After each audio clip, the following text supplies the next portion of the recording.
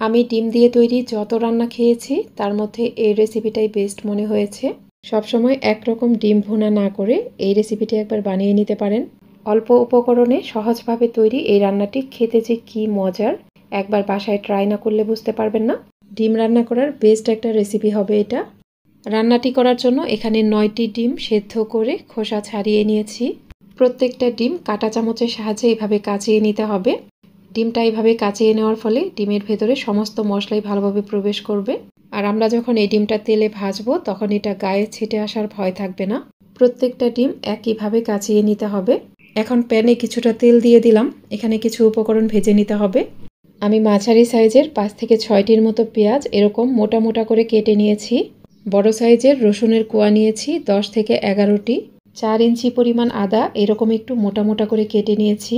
9 থেকে 10টার মতো কাঁচামরিচ নিয়েছি ও 18 থেকে 19টার মতো কাজু বাদাম নিয়েছি। আপনারা এখানে যে কোনো বাদাম নিতে পারেন, তবে কাজু বাদাম দিলে এর টেস্ট খুব ভালো আসবে।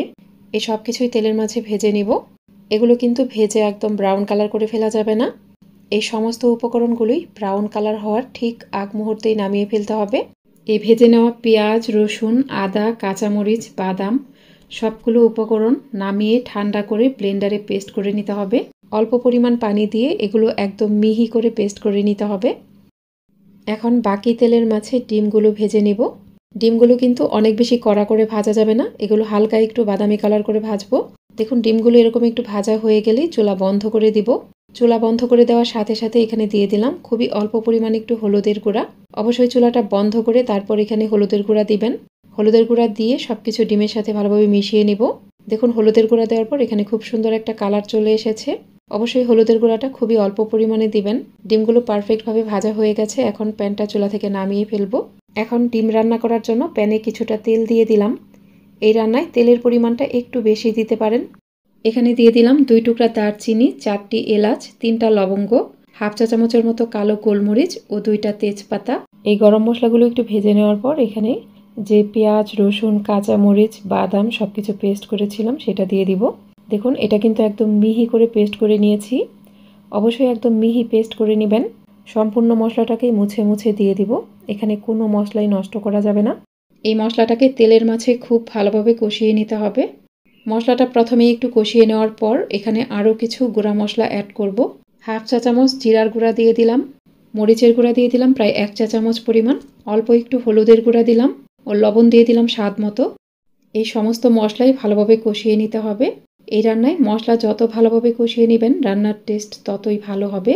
যে ব্লেন্ডার জাগে মশলা পেস্ট করেছিলাম সেটা ধুয়ে কিছুটা পানি দিয়ে দিলাম। এখন মশলা থেকে পুরোপুরি তেল বের না হওয়া পর্যন্ত এটা কষিয়ে নিতে হবে। কয়েক মিনিট কষিয়ে নেওয়ার পর দেখুন মশলা থেকে অনেকটা তেল বের হয়ে গেছে। এখন অল্প পরিমাণে একটু টক দই দিয়ে দিব।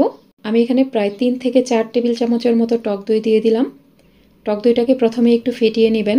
আমার আজকের এই রেসিপিটি আপনাদের কাছে ভালো লাগলে অবশ্যই আমার ইউটিউব চ্যানেলটিকে সাবস্ক্রাইব করে পাশে থাকা অল লেখা বাটনটাতে ক্লিক করে দিবেন। আর যারা ভিডিওটি ফেসবুক থেকে দেখছেন তারা আমার ফেসবুক পেজটিকে লাইক ও ফলো দিয়ে রাখতে পারেন। টক দই দেওয়ার পর দেখুন মশলাটাকে আরও ভালোভাবে কষিয়ে নিয়েছি। এই রান্নায় মশলাটাকে অবশ্যই এভাবে নাড়তে থাকতে হবে, নাহলে নিচে লেগে যেতে পারে। এখন এখানে ভেজে নেওয়া ডিমগুলো দিয়ে দিলাম। ডিমের সাথে মশলাটাকে ভালোভাবে কিছুক্ষণ একটু ভেজে নিব। ডিমের সাথে মশলাটা একটু নেড়েচেড়ে নেওয়ার পরেই এখানে পানি দিয়ে দিব। আমি এখানে মেজারমেন্ট কাপের 2 কাপ পরিমাণ পানি দিয়ে দিলাম। সব কিছু নেড়ে মিশিয়ে প্যানটা ঢেকে এই ঝোলটা কিছুটা ঘন হয়ে যাওয়া পর্যন্ত অপেক্ষা করব। তবে মাঝে মাঝে এটা নেড়ে দিতে হবে, নাহলে নিচে পোড়া লেগে যেতে পারে। ঝোলটা অনেকটা ঘন হয়ে যাওয়ার পর ঢাকনা খুলে নিলাম। এখন এখানে কয়েকটি কাঁচামরিচ দিয়ে দিলাম। কাঁচামরিচটা আমি একটু করে চিড়ে দিয়েছিলাম। এরপর এখানে দিয়ে দিব 1 চা চামচ পরিমাণ চিনি। সব কিছু নেড়ে মিশিয়ে নেওয়ার পর প্যানটাকে আবারও ঢেকে রাখবো প্রায় 3 মিনিটের মতো। 3 মিনিট পর ঢাকনা খুলে নিলাম। এই ডিম রান্নায় চুলায় থাকা অবস্থায় কিন্তু ঝোলটা অনেক বেশি ঘন করে ফেলবেন না, কারণ ঠান্ডা হয়ে যাওয়ার পর এই গ্রেভিটা আরও অনেকটাই টেনে যাবে। দেখুন ঝোলটা এরকম ঘন থাকা অবস্থায় নামিয়ে ফেলতে হবে। আমার এটা পারফেক্টভাবে হয়ে গেছে। এখন চুলা বন্ধ করে দিব। ঠান্ডা হয়ে যাওয়ার পর এই ঝোলের ঘনত্বটা আমি আপনাদের দেখিয়ে দিব। ঠান্ডা হয়ে যাওয়ার পর দেখুন ঝোলের ঘনত্বটা কেমন হয়েছে। দেখুন ঝোলের ঘনত্বটা এরকম হবে, আর এর গ্রেভিটা একদম ক্রিমি হবে। আপনারা দেখেই নিশ্চয়ই বুঝতে পারছেন ডিম ভুনাটা দেখতে কতটা লোভনীয় হয়েছে। আজ তাহলে এখানেই বিদায় নিচ্ছি। সবাই অনেক বেশি ভালো থাকবেন। আল্লাহ হাফেজ।